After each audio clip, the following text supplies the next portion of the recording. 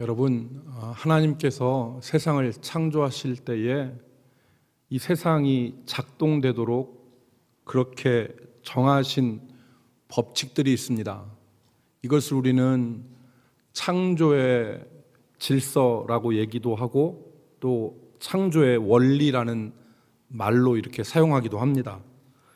예를 들어서 저녁이 되고 아침이 되는 것은 변하지 않는 그 원리죠. 하나님 그렇게 만드신 겁니다. 또 물이 높은 곳에서 낮은 곳으로 흐르는 것도 하나님이 정하신 법칙입니다. 대한민국에서는 물이 높은 곳에서 낮은 곳으로 흐르는데 저 미국 가면 물이 낮은 곳에서 높은 곳으로 이렇게 흐르는 일은 없습니다. 하나님께서 창조하시고 창조의 질서로 만드셨기 때문에 그렇습니다. 또 사람이 일을 하고 쉼을 가져야지만이 다시 일을 할 수 있도록 하신 것도 하나님의 창조의 질서입니다. 이 창조의 질서가 모든 사람들, 믿는 사람이건 믿지 않는 사람이건 다 적용이 됩니다. 하나님은 의인에게만 햇볕을 주시고 쉼을 쉴 수 있도록 은혜를 주신 것이 아니라 악인에게도 햇볕을 주십니다. 그리고 쉼을 쉴 수 있도록 하시죠. 현대인들에게 있어서 모든 것이 다 적용되지만 가장 피부에 와 닿는 것이 이 쉼의 원리입니다. 하나님께서는 만물을 쉴 수 있도록 하셨습니다. 하나님께서 엿새 동안 일하시고 제 7일에는 쉬셨습니다. 그래서 인간 피조 세계에도 반드시 쉬는 역사가 있어야 됨을 하나님이 정해 놓으셨습니다. 만약에 잠을 자지 않고 계속해서 일하는 사람이 있다면 그 사람은 얼마 가지 못해서 건강을 잃습니다. 그 사람은 견디지를 못합니다. 그러나 오늘날 많은 사람들이 이 쉼을 누리지 못하고 안식을 얻지 못하는 가운데 생활하고 있습니다. 마치 하루도 쉬지 않는 것처럼 피곤이 누적되고 안식을 얻지 못하는 가운데 살아가고 피로는 현대인들에게 만성 질환이 되어버렸습니다. 이 피곤이 늘 끊이지 않고 달고 사는 병이 되어버리고 만 것입니다. 여러분, 성경에 이 증상이 나옵니다.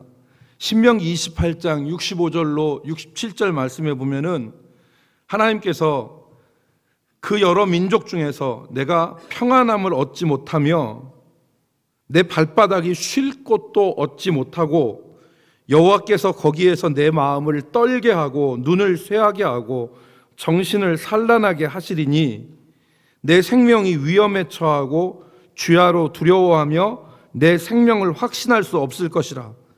내 마음의 두려움과 눈에 보이는 것으로 말미암아 아침에 이르기를 아하 저녁이 되었으면 좋겠다 할 것이요 저녁에는 이르기를 아하 아침이 되었으면 좋겠다 하리라. 어떻게 보면 이게 현대인들의 삶의 패턴 가운데 나타나는 그런 문제이죠. 많은 사람들이 아침이면 저녁이 됐으면 좋겠다, 저녁이면 아침이 됐으면 좋겠다. 이유 없는 쫓김과 불안과 두려움과 피곤함으로 많은 사람들이 발바닥이 쉼을 얻지 못하는 상태에 다 있습니다. 이 말씀은 언제 하신 건지 여러분 아시죠? 신명기 28장이면 축복과 저주가 대조되어 있는 장 아닙니까? 그런데 그 하나님께서 하나님의 말씀을 청종하지 않고 범죄하는 죄악된 길을 걸어가는 이스라엘 백성들에게 하신 말씀입니다. 우리들이 사는 세상과 아주 연관성이 많은 말씀이죠. 여러분, 2012년인가 11년인가 지금부터 한 7, 8년 전에 한 한국인이 철학의 본고장인 독일에 가서 철학을 전공을 했습니다. 이 사람이 공대를 나온 사람인데, 한병철이라는 사람인데, 이 사람이 공대를 졸업하고 독일에 건너가서 철학을 전공을 했습니다. 그리고서 철학을 전공한 이 사람이 독일 말로 책을 썼습니다. 그 책 제목이 피로사회라는 그런 책입니다. 피로사회. 그 책이 저 책인데 피로사회란 책을 썼는데 저 책이 철학의 본고장인 독일에서 독일인들 사이에서 큰 파장을 일으켰습니다. 그리고 이것이 우리나라에 소개되어서 우리나라에서도 아주 유명한 책이 됐습니다. 이 한병철이라는 사람이 말하는 피로사회는 사회의 모든 사람이 피곤으로 지쳐 있는 사회를 말합니다. 일부 사람만이 피곤한 게 아니라 사회 전반이 피로로 물들어 찌든 현상을 보이는 사회가 피로사회입니다. 여러분, 피로로 말하자면 과거에는 없었고 현대만 나타나는 사상이 아닙니다. 옛날 옛적에도 사람은 피곤했고 오늘날도 사람은 피곤합니다. 그런데 저자는 사람을 피곤하게 해서 쉼을 얻지 못하는 원인이 과거와 현재가 차이가 있다. 이 차이점에 주목을 했습니다. 과거에는 사람들의 피로가 다른 사람들에 의해서, 다른 사람들의 강요나 다른 사람의 착취에 의해서 사람이 피곤을 느꼈다는 것입니다. 예를 들어서 어떤 금지나 어떤 규제나 강제적으로 무엇을 해야 하는 이것에 의해서 사람들이 피곤을 느꼈다는 것입니다. 예를 들어 말하자면 자본가 계급이 노동자 계급을 일을 호되게 시키고 착취해서 노동자 계급에서 그 착취로 말미암아 피곤이 일어났다는 겁니다.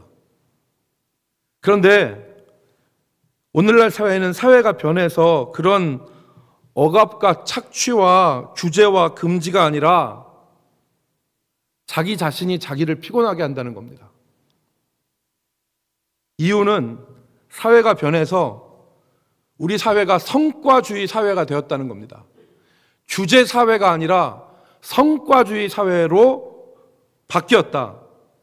그래서 어떤 상급자가 강압으로 해서 노동을 시키고 착취하는 것이 아니라 돈을 더 많이 벌기 위해서 더 많은 소유가 자기를 더 행복하게 해줄 것이라고 하는 생각으로 스스로를 쉬지 못하게 하고 자꾸 자기를 마모시키고 자기를 착취한다는 것입니다.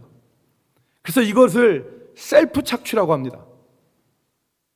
그래서 쉴 시간이 없고 쉼 없이 일하고 쉬는 시간에도 다음 단계를 생각하면서 진정으로 쉬지 못하는 그러한 피곤사회, 그게 현대사회라는 겁니다. 이 현대사회, 이 성취사회에서 나타나는 문제가 다들 성취를 하기 위해서 스스로를 피곤하게 하는 이 사회에서 성취를 이루지 못했을 때 나타나는 현상이 우울증이라는 겁니다. 나는 왜 이루지 못했을까? 나는 왜 다른 사람들처럼 갖지 못했을까? 이런 모든 것들이 우울증으로 나타나는 것입니다. 피곤이 성취사회의 만성질환이라면 우울증은 이루지 못했을 때 나타나는 질병이라고 그렇게 지적을 했습니다. 이 사람의 얘기가 다 옳은 건 아니에요. 지금도 어떤 규제나 강압에 의해서 착취가 이루어지고 피곤할 수 있는데 이 사람이 지금 우리가 설교 가운데 이 사람의 얘기를 하는 이유는 뭐냐면 그런 착취나 억압이나 금지 같은 것이 아니라 더 많은 소유가 더 많은 행복을 가져다 줄 것 같다고 생각해서 스스로 자기가 쉬지 않고 계속해서 일하는 이 스스로의 착취, 이것이 지금 사람들 사이에 만연해 있고 성취와 소유와 탐욕의 노예가 사람들이 되어버린 것, 이건 우리가 부인할 수가 없습니다. 그래서 예수님이 오늘 하신 말씀이 오늘 중요한 겁니다. 오늘 예수님이 뭐라고 하셨냐?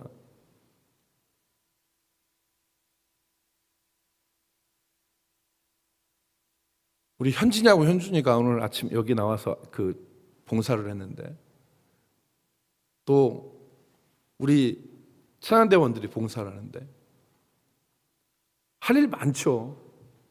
세상에서는 이것도 하고 저것도 하고 훨씬 많은데 어떻게 보면 그런 것들 내려놓고 와서 또 봉사하는 거 아닙니까?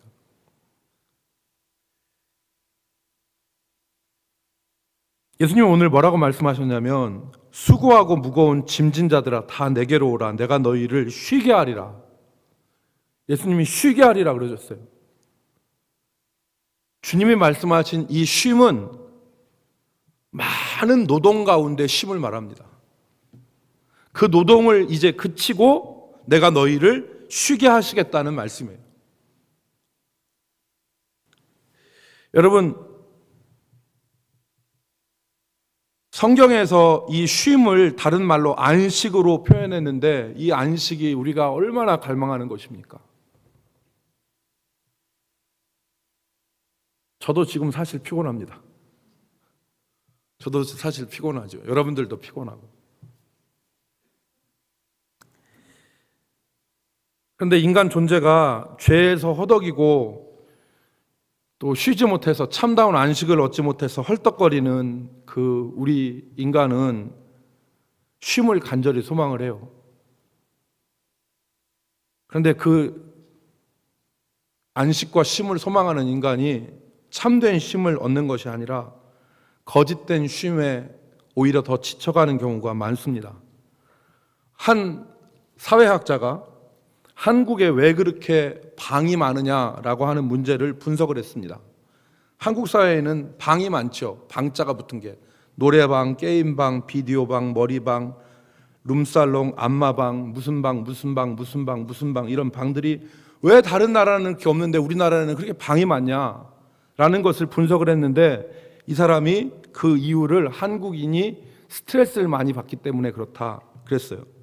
한국인들이 고속 성장과 그리고 빨리빨리 업무를 다 해서 이루는 성과주의, 그런 성과주의에서 오는 스트레스와 긴장 이런 것들이 과중하기 때문에 그것들을 해소하기 위해서는 밀폐되고 은밀한 자신만의 휴식 공간이 필요하기 때문이다라는 분석을 내놓았습니다.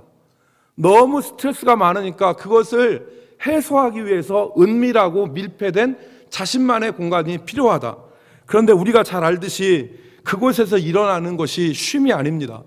그곳에서 쉼을 얻는 게 아니라 그곳에서는 죄악이 일어나는 경우가 더 많습니다.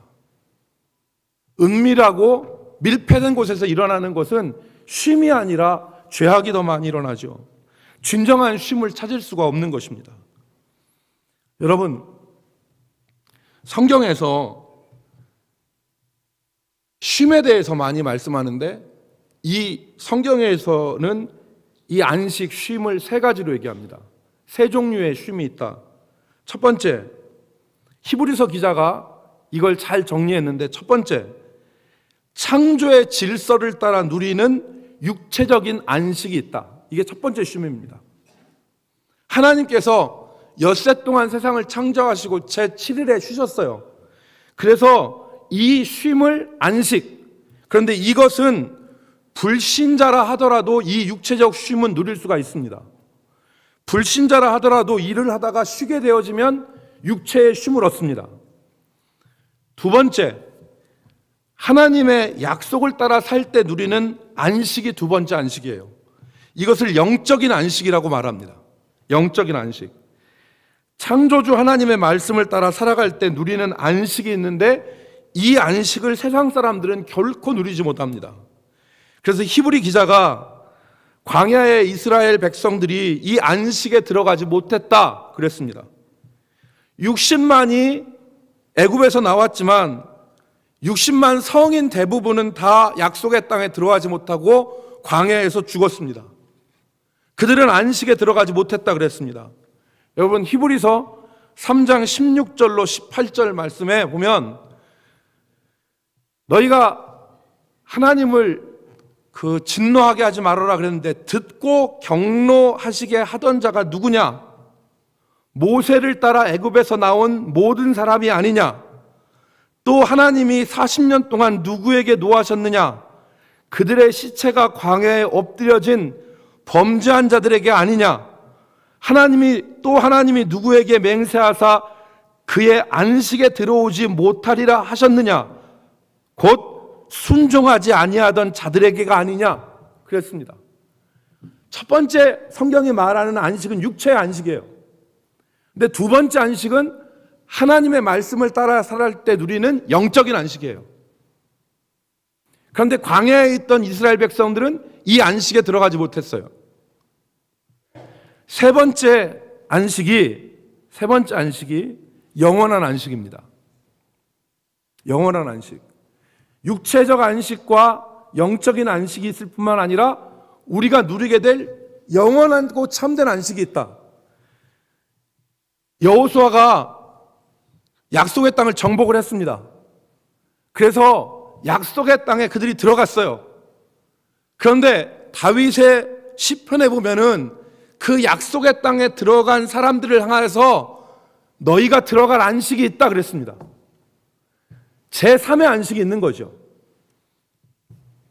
그래서 히브리서 4장 7절로 9절 말씀에 보면 오랜 후에 여호수아가 안식의 땅에 들어간 오랜 후에 다윗의 글에 다시 어느 날을 정하여 오늘이라고 미리 이같이 일렀으되 오늘 너희가 그의 음성을 듣거든 너희 마음을 완고하게 하지 말라 하였나니 만일 여호수아가 그들에게 안식을 주었으면 그 후에 다른 날을 말씀하지 아니하였으리라.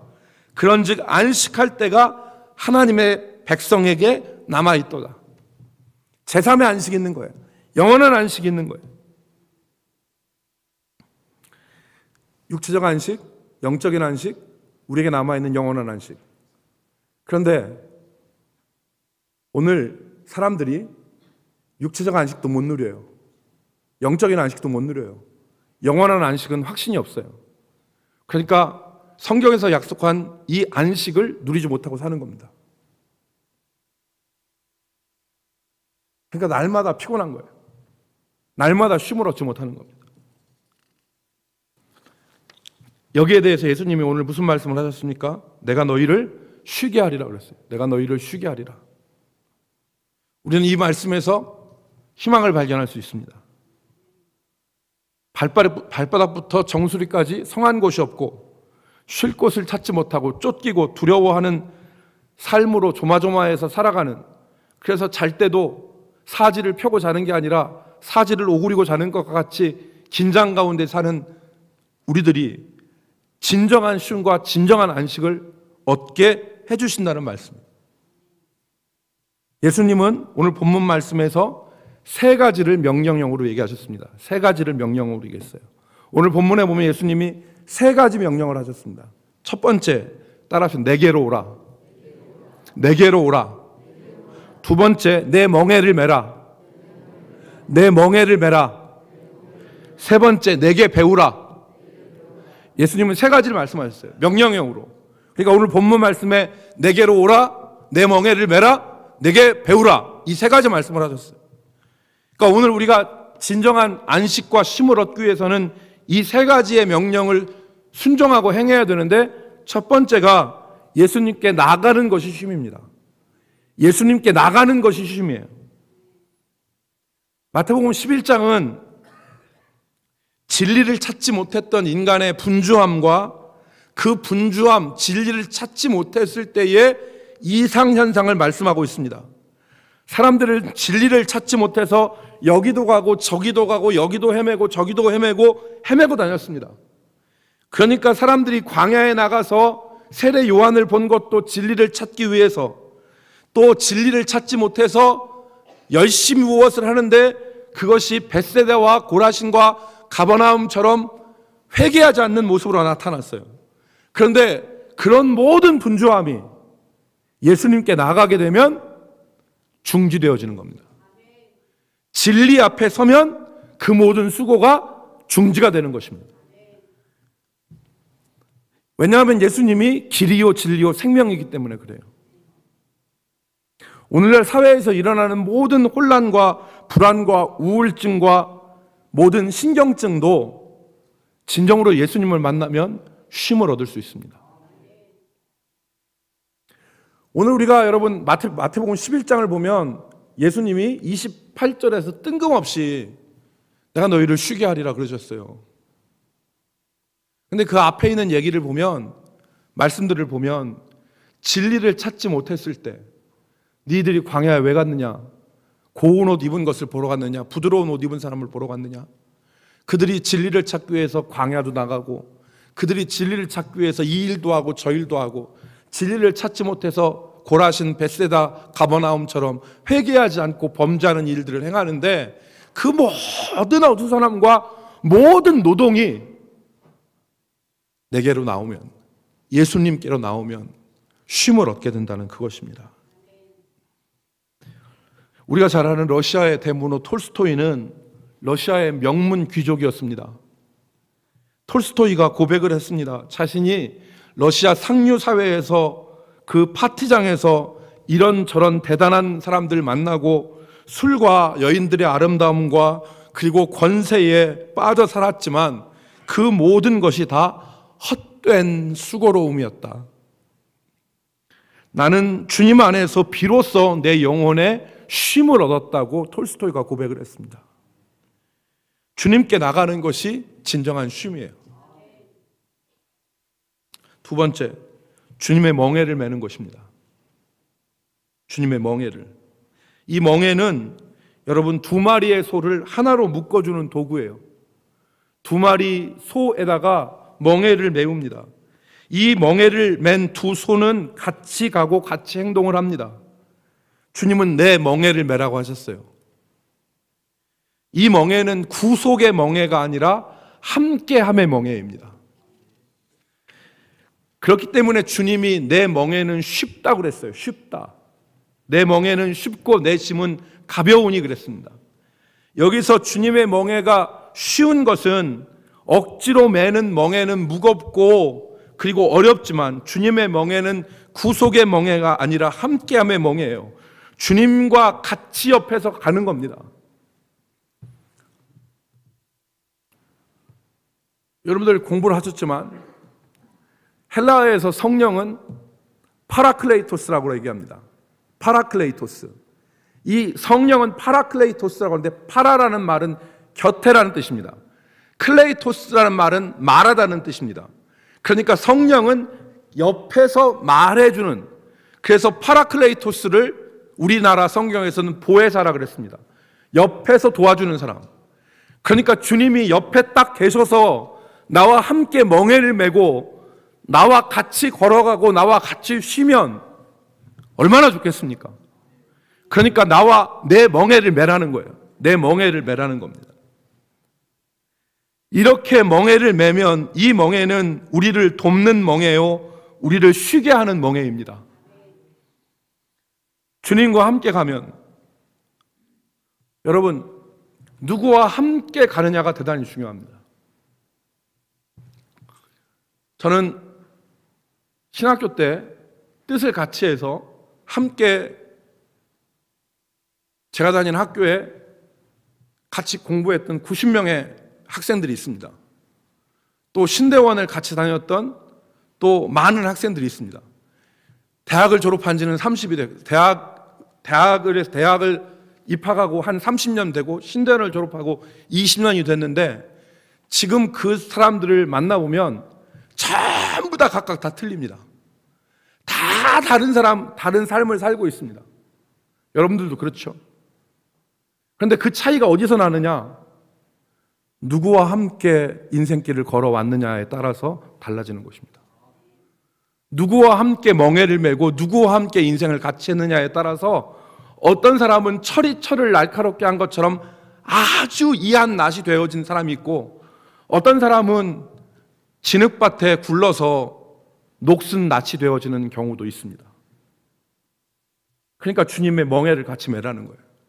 내 멍에를 매라. 내게로 와서 내 멍에를 매라. 주님과 함께라고 강정규라고 하는 사람이 작사한 그 찬양인데 이 찬양을 저는 참 좋아합니다.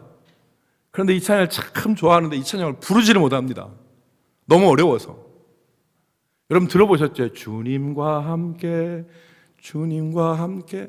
제가 음을 못 잡겠어요. 멀고도 가까워. 근데 이 찬송이 얼마나 좋은 찬송이냐면 가사를 보세요. 주님과 함께, 주님과 함께, 주님과 함께 걷는 길은 멀고도 가까워. 그 길이 멀 수도 있지만 가까울 수도 있다는 거예요. 주님과 함께, 주님과 함께, 주님과 함께 길을 건너라면 고통도 기쁨으로 변했네. 고통을 나누며 기쁨을 나누며 주님과 함께 걸어가노라면 나는 어느새 주님을 닮아가. 이게 멍에를 매는 거예요, 여러분. 멍에를 매는 겁니다. 우리가 성취사회의 소유와 탐욕의 노예가 되어서 우리 자체가 쉼을 얻지 못하고 계속해서 우리를 소모시키고 우리 스스로를 착취하는 피곤해 있는 사회가 아니라 주님의 멍에를 메고 주님과 함께 건너라면 주께서 약속하셨잖아요. 내가 너희를 어떻게 하리라? 쉬게 하리라. 쉬게 하리라. 여러분, 주님의 멍에를 메고 주님과 함께 하시기를 주의 이름으로 축복합니다. 마지막 세 번째로는 주님께 배우는 것입니다. 내게 와서 배우라. 멍에를 메는 것은 주님께 배우는 것입니다. 이 주님은 내게 배우라는 것을 두 가지 단어로 말씀하셨는데 온유와 겸손입니다. 나는 온유하고 겸손하니, 이 온유와 겸손이 무엇인지는 다음 주에 얘기하겠습니다. 이 온유와 겸손이 무엇인지는 다음 주에 얘기하겠습니다. 말씀을 정리하겠습니다. 자신을 착취하는 세상의 멍에를 벗어 던져버리고 주님께로 돌아서시기를 바랍니다. 주님께로 돌아서고 그리고 주님의 멍에를 메십시오. 그 멍에 아래에서 우리는 쉼을 얻을 수 있고 우리는 쉼을 찾을 수가 있습니다. 여러분, 아무도 안 보이는 곳에서의 은밀한 쉼을 기대하지 마십시오. 그 쉼은 죄악으로 가는 쉼입니다. 주님의 멍에를 메고 주님과 함께 가십시오. 정말 이 피곤해 쩔은 사회에서 우리가 진정으로 쉼을 누릴 수 있는 우리 성도들이 될 수 있기를 주의 이름으로 축복합니다. 기도하겠습니다. 윤석현 집사님 11조의 물과 감사의 목적원금 드렸습니다. 아버지 하나님, 이 피곤한 사회 가운데서 우리를 붙들어 주시고 우리에게 은혜를 더해 주시고 우리에게 정말 예수님 안에서의 쉼을 찾을 수 있도록 주께로 나가게 하시고 주의 멍에를 매게 하여 주옵소서. 감사드리옵고 예수님의 이름으로 기도 올리옵나이다. 여러분, 오늘 우리 같이 이제 찬송하고 기도하겠는데